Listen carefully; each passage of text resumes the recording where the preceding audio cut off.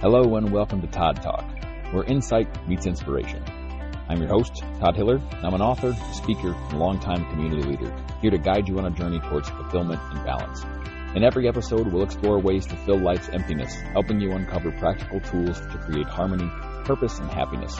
Whether it's thriving in your career, nurturing personal growth, or simply finding joy in the everyday, Todd Talk is your space for real conversations and actionable advice. So let's thrive together, personally, professionally, and beyond. This is Todd Talk, and I'm thrilled to have you here.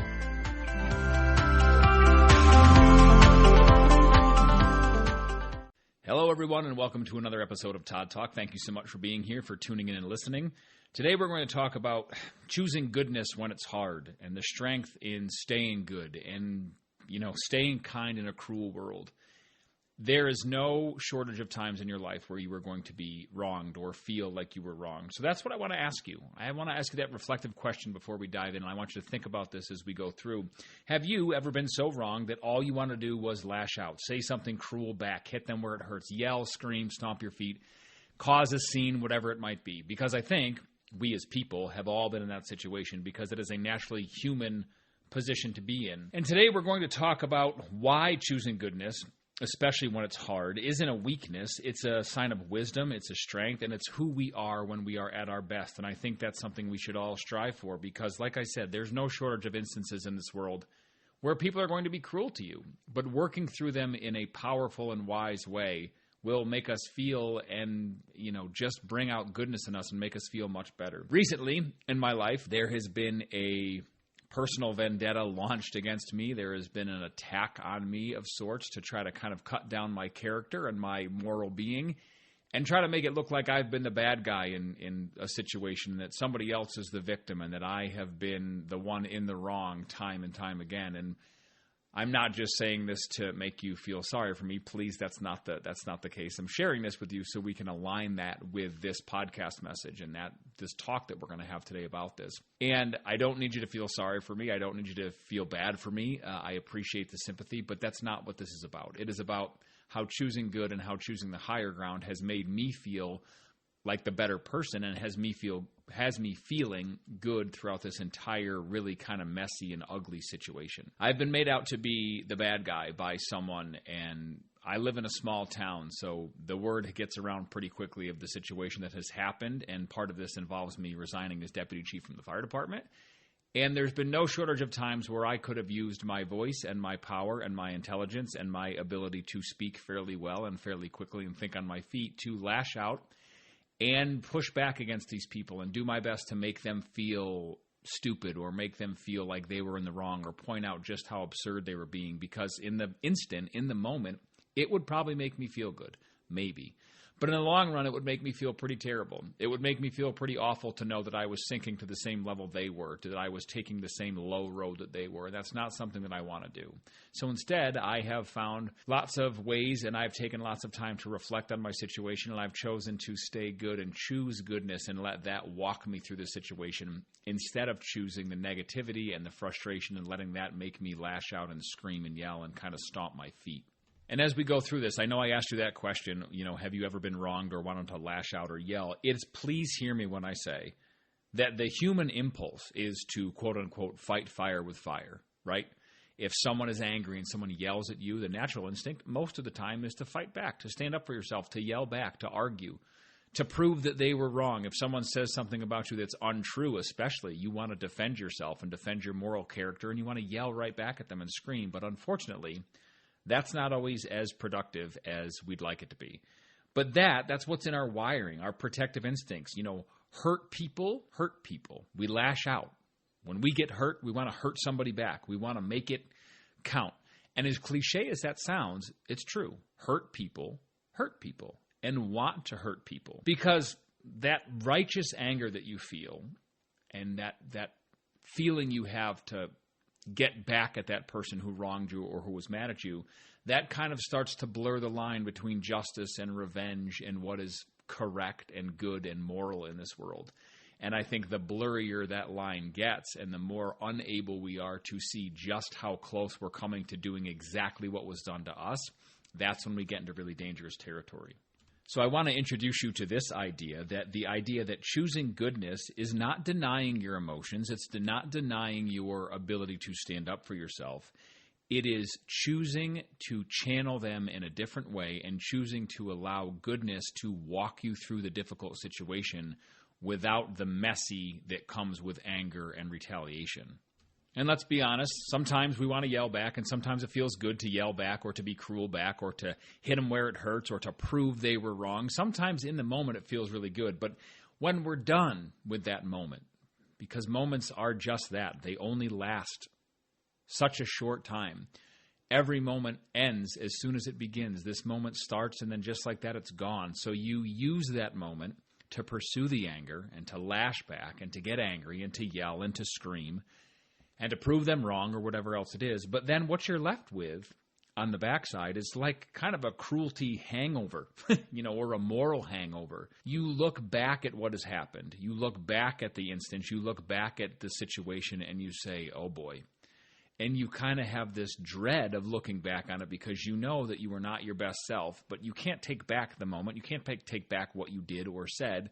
So you're left with this kind of fuzzy feeling of, oh, Lord, what did I do? We start to look back at the situation, and once the adrenaline has calmed down, instead of being all amped up, we kind of feel hollow. We look back and say, oh, boy, I guess that wasn't a great idea. And this will happen if you're a parent listening, too. Think of a time when you've yelled at your kids. They yelled at you or you yelled back, or even if they didn't yell at you, they did something wrong and you yelled at them and kind of lost it a little bit more than you would have liked to. And then the next day, or even sometimes the next moment, 10 minutes later, you go sit on the couch and take a few deep breaths and you think, oh my God, why did I yell at them like that? Why was I so awful to them? Like it was just, it was just one little thing. I could have handled it so much differently. But that, unfortunately, is what happens when we let anger win. We handle it a way we don't necessarily want to handle it. And when you choose cruelty, when you fight cruelty with cruelty, and when you fight anger with anger, you end up losing little bits of yourself. You lose your integrity. If you are someone who has a lot of integrity and you pride yourself on that, and people know that about you, the instant you stoop to someone's level of yelling and screaming and getting in a screaming match back and forth, you've lost a part of that integrity. Now, you haven't lost it forever, and it's not that people will never believe that about you again, that you have integrity, but it will go away in that instance, in that moment, and people will kind of remember that and use that, and you'll remember it too. You'll think, man, I was definitely not at my best right then. You'll also lose your peace of mind because along every situation, you always need to come to peace with it. You need to walk through the situation and figure out a way to come to grips with it and come to terms with it, but you'll lose your peace of mind if you scream and yell. If you fight cruelty with cruelty, I promise the peace of mind that you had surrounding the situation, if there was any at all, will be gone. And even if you haven't had any yet, it will take you that much longer to get back to a place where you can feel peaceful about the situation and all the things that have happened. And also, you will spend so much emotional energy on the situation when you fight conflict with conflict. And let's be serious. We only have so much emotional energy in any given day or any given week to spare as it is.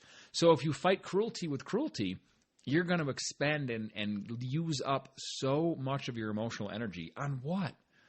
On one situation, on one moment in that one part of that one day. A 5-minute argument, you use up 85% of the emotional energy you have for the rest of the day, and now you have the rest of the day to get through, and you've only got that 15% left to coast with. It's a lot when you fight cruelty with cruelty or anger with anger. When you lash back like that, you're giving away so much that you should keep to yourself and use for better things. And on the very back end of that, in the long term, sometimes what we lose when we fight cruelty with cruelty is a relationship or a reputation or a friendship. Because if you use cruelty the wrong way, it only takes one little extra push while you're being cruel and angry to go too far. And sometimes once you've gone too far, we cannot walk ourselves back out of that, and the relationship ends, the relationship fails, the friendship takes a nosedive, whatever it is. And also our reputation can take a big hit. If you are someone who people know to be calm and collected and cool and easygoing, and all of a sudden you have this moment where you give in and you fight back as hard as you can just because you need to feel good in the moment, people are going to remember that about you. And unfortunately, it's not going to go away in their minds as quick as you'd like it to. I think, don't quote me on this, I think it was Marcus Aurelius who said something to the effect of, the best revenge is to be unlike he who performed the injury. You know, the best revenge is to be completely unlike the person who wronged you, because then you are showing them that what they did, first of all, was absolutely unacceptable, and you are highlighting that fact by not responding the way they did, by saying, hey, there's a better path through this, there's a better way to do this, and the way you chose was definitely not it. So on that note, listen, please hear me when I say this. I know some people are thinking, you're sitting there thinking, Todd, I hear you, but man, if you were only there when this thing happened, if you only heard what he or she said, if you only knew the text they sent or what they did to me or the rumor they started, I get it. I know. I understand. And you're probably thinking, well, I don't want to be passive. I don't want to take a backseat. I can't just lay down because then I'm going to look weak. You're not going to look weak. Goodness is not passive. Goodness is incredibly powerful because it's easy to yell. It's easy to slam a door. It's easy to reply to a hurtful text with a hurtful text. What takes strength and what takes intelligence and what takes power and pause is breathing, taking a minute, and walking away with your soul and your integrity still intact. Because in the moment, yes, I know it would feel good to smash back at them with whatever they hurled at you. However, there's no power in that. See, because the power struggle in any disagreement or argument is because one person wants to feel like they are right, or one person wants to feel like they have come out on top. But I promise you, taking a minute and choosing goodness and walking through things calmly is much better, much more powerful, and will always leave you on top in any situation where the other person is yelling and screaming. Now, the caveat to this, as I've always said, is to don't stop standing up for yourself. That's not the message here. You are important, you are valued, and you should stand up for yourself. But standing up for yourself doesn't have to look like you standing on top of a mountain, beating your chest and throwing spears at the person who was mean to you. You can stand up for yourself in lots of different ways. Resolving the conflict is how you stand up for yourself. Speaking your mind is how you stand up for yourself. But you can do that with goodness and with clarity and with calmness instead of just with the temper tantrum aspect or the temper tantrum attitude of an angry 6-year-old or an angry 3-year-old. There's power in taking the time to respond and reply correctly and calmly. The other thing that goodness does is it gives us control. And any power struggle out there, control is what people want, right? People want to say, well, I want to control the narrative. I want to control the situation. I want to control and come out on top. But here's the best news. Here's the good news. Goodness gives you control because you remain the author of your own behavior. You don't get to let them control the narrative of what happened. If you lose your cool, it's very easy for someone to exaggerate what happened. If you yell and scream and you lash back at them with the same thing you did or the same thing they did, it's very easy for them to stretch the truth and to exaggerate the truth and say, my God, you should have heard what he said. He yelled and screamed and cursed and he was throwing things at me. And God, he was enraged and so ugly and angry. Now, were they the same amount of ugly and angry? Probably. But they won't tell that in their version of the story. However, if you choose goodness, you get to keep being the person who controls the narrative of how you reacted. You get to be the author of your own behavior. You get to say, I know exactly how I'm going to respond. We're going to walk through this. I will stand up for myself, but I will not stoop to your level. And when you navigate this, when you navigate conflict calmly, that's how we want to put it. When you navigate conflict calmly, it brings about a sign of maturity and intelligence, because emotional intelligence isn't just about knowing how you feel. It's about choosing what to do with that feeling. And that is where we really step into a place of being emotionally intelligent and unlocking your ability to stay calm and choose goodness and choose calm reactions, even though you're still standing up for yourself. Because emotional intelligence is such a powerful tool in the world of conflict. Well, it's a powerful tool in the world in general, but it's a really powerful tool in the world of conflict, because knowing that you cannot control what people say or do to you, but you can control the way you react to them. We've had a whole podcast episode in this podcast about controlling your reactions and the power that comes with controlled reactions. And that's a big part of emotional intelligence. And that's a really big part of being the best version of yourself. Now, in my situation, was I angry? Maybe. Was what happened to me frustrating? It sure was. Was it angering? Yes, it sure was. Was it despicable and lowly and underhanded? Yes, it was. I was undercut and my authority was worked around and bypassed, and everything you think of that could be dealt down to me by the person who was supposed to be helping me lead happened. And recently, some very good friends of mine, some people who are very close with me, said to me, "How on earth are you not angry?" They said we would be screaming and yelling and telling anyone who would listen the story of what happened to me, to you. We would be, standing on like the town crier with a newspaper in hand and a megaphone, letting everyone know, tell the whole world what happened to you. Prove that they're the bad guy. Prove that they're despicable, and prove all the things that they did are so awful and shameful and are absolutely nothing like they should be. And I said, I'm not giving my energy to that. I chose goodness. And yes, I could have retaliated. Like I said before, I like to talk, as you can probably tell by the fact that I spend a lot of time on social media and this podcast speaking to people and in the real world. I'm pretty good with words. I'm pretty good at thinking on my feet, but I didn't want to do that. I didn't want to lash back. I didn't want to become the type of person they are, because as much as angry and frustrated as I got with the situation, and as much as I wanted to prove to them at one point, that I could retaliate and that they were wrong and that they were in the red and I was doing what was right and correct. What I wanted more than that was to remain the type of person that I am happy with when I wake up in the morning and satisfied with when I go to bed at night. I chose goodness. I chose clarity and calmness and a path through this that is definitely the best thing for me. That's another thing I want you to remember. When you choose calmness and when you choose goodness and you're walking this path through conflict, remember the goal is to find peace for yourself. The other person's not going to be peaceful. If they're the type of person who will be miserable and mean and disgusting and despicable and yell and scream and love to live in that world of conflict, they're not going to find peace in very many situations in their life, and that is on them. Hear me when I say that. It is not your job to bring about a space for them to feel peaceful. This is about protecting your own peace. And your emotional wellness and your emotional clarity play a big part in that. So in some sense, I've just taken one big pause for now. I'm not making any rash decisions. I've made some very big decisions, but they took some time, and they came with a lot of careful thought and planning about what will bring me peace and peace of mind and what will make me feel good and feel the best I can about it. So remember, you don't have to react in the instant and in the moment. I think a lot of times we get tied up in that too. We think, oh my God, I have to make a decision. It has to happen right this second.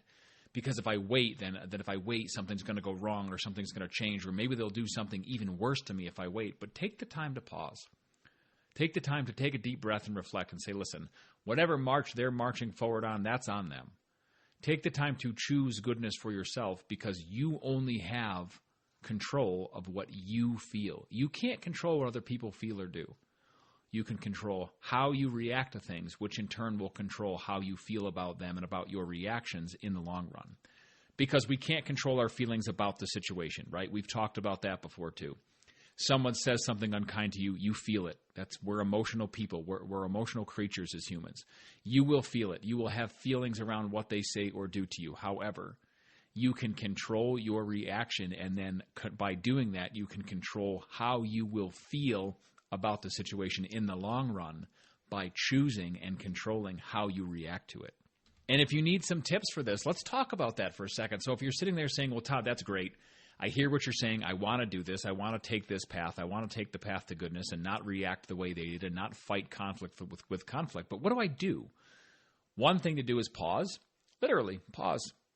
Take a big, deep breath, and I don't just mean in the moment of the situation where you say, I'm not going to yell back, so I take a deep breath so I can respond calmly. That's important, too. If you're having a verbal altercation with someone, take a deep breath before you respond and think about what you're going to say. But in the grand scheme of things, in the world of responses, in the world of the bigger picture, take a pause.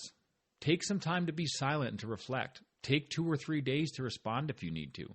If that drives the person crazy, too bad. But you owe it to yourself to think about what you're feeling and to think about how you will feel based on what you will do with a response. Go over that in your head. Some people like to journal. That's another thing you can do. If you need another tactic, write it out before you say it. Write the email. Do not put an address in the to field. Write the text, but write it to yourself instead. And then set it down and put it down and go back to it a day later, an hour later, 2 days later, whatever it takes. Go back to it at a later date and read it. And get your thoughts right and read it and say, well, I don't want that to come off that way. That's not what I mean. Or this sounds too harsh, or this doesn't sound clear enough. Go back and work on it. So you can take the time and pause. You can journal it, write it out beforehand, email, text, or even handwritten if you want to. If you're that type of person, if that helps you, do that. And then reframe the moment. That is a big thing that I have done in this situation. My reframing of the moment has come day to day because I have obviously lived through the situation, and I've obviously had lots of things happen on a day-to-day basis. But the clarity and the goodness that I have chosen, a lot of it has come from reframing. And I ask myself a very simple question. Okay, Hiller, how will you feel about this tomorrow? What will you be proud of tomorrow? What will you feel the best about tomorrow? What will you feel you did that worked well tomorrow? How happy will you be with the way you responded tomorrow? And by doing that, I give myself a really clear picture of what I want to do and how I want to walk forward in the moment, because I can guarantee you if I ask myself, what will you be proud of tomorrow? And I gave in and yelled and screamed in the moment, and I fought cruelty with cruelty, and I got so angry and frustrated and saw red and responded exactly the same way that that person was treating me, that in the morning, when I woke up, I would not feel good about it. So stop and ask yourself that. Reframe that moment. What will I be proud of tomorrow? How will I feel about my reactions tomorrow? And set some boundaries. And set your boundaries with compassion, because you can be kind and firm 100%. I've said before, kindness without boundaries leads to severe burnout and unrealistic expectations.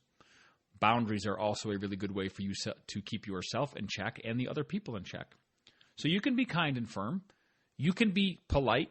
And you can respond with tact, and you can respond well with clarity and by sounding intelligent, but you can still be firm with what's going to happen moving forward within the situation. Don't forget that. And then affirm your values, I think, is a big thing that I've done for myself through this whole situation. I have reminded myself, hey, listen, this is who I am as a person. This is what I stand for. And it's in my current situation, it's being challenged in lots of different ways, but I'm not going to budge off the mark, and I'm not going to move. And that's not stubborn of me. That's me reminding myself and affirming to myself that here is who I am as a person. Here is what I stand for. And I'm proud of that. I like who I am. And that's not something that's not a conceited remark. I like who I am. And the reason I like who I am is because I've taken a lot of time and thought and effort into really thinking about the person that I am and the type of person I am and what I have become in my life thus far and how I can help people in my relationships with people and how I treat people. And when I take a look at that, I like who I am.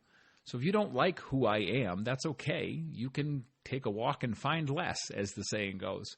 But in this situation in my life, I have reminded myself lots of who I am and what I stand for, and I've taken the appropriate steps to walk myself through this situation to make sure that I am staying very true to that, to who I am as a person and what I stand for. We're going to wind down on that note, and as we wind down, as we close out, I want to give you guys a little bit of a call to action. I want you to think of a time in your life when you were tested and you chose goodness. It can be recently or a long time ago. It can be something major or something minor. It doesn't matter. But reflect on that. Think of a time in your life when you were tested and you chose goodness. You chose the better path forward. And what does it look like to be a good person when no one is? Think about that too. If you're someone who journals, pose that as a question in your journal. If you're someone who just thinks out loud or likes to take your thoughts down and record them or write them down, I want that to be your question, your reflection question. What does it look like to be a good person when no one else is? It's lonely, for one. I'll give you that little hint. Sometimes it's lonely to be the good one in the situation because when everybody else is loud and yelling and screaming and you are carefully and cautiously walking your way through, staying firm but staying kind and staying true to who you are and not choosing to react violently or with anger or frustration, it can be kind of difficult. It can be quiet and lonely. But think about that. What does it feel like to be a good person? And what does it look like to be a good person when no one else is? And then I want to leave you with, an idea about goodness and about what choosing goodness does. Because when the dust settles, when the conflict is over, when the fight ends, you want to be able to say, I was true to myself. I stood up for what I stand for. And I stood up for what I believe in. And I stood up for myself. Because at the end of the day, our character is what we carry forward with us through this life. It is not the last word in a fight. It will never be the final thought or the final word in a fight. Your character is what and how you carry forward for the rest of the world to see as they meet you and as they interact with you and as they know you and keep knowing you as days pass ahead. Thank you, as always, so much for listening. I appreciate your time. I cannot tell you how much I really appreciate you tuning in. If you do not already, please go ahead and subscribe to the podcast. Give it a like if you'd like to. Please leave a comment. I would love to see them. I read every single comment, and I respond to them as best I can. So thank you so much for being here. Enjoy the message going forward, and have a fantastic day.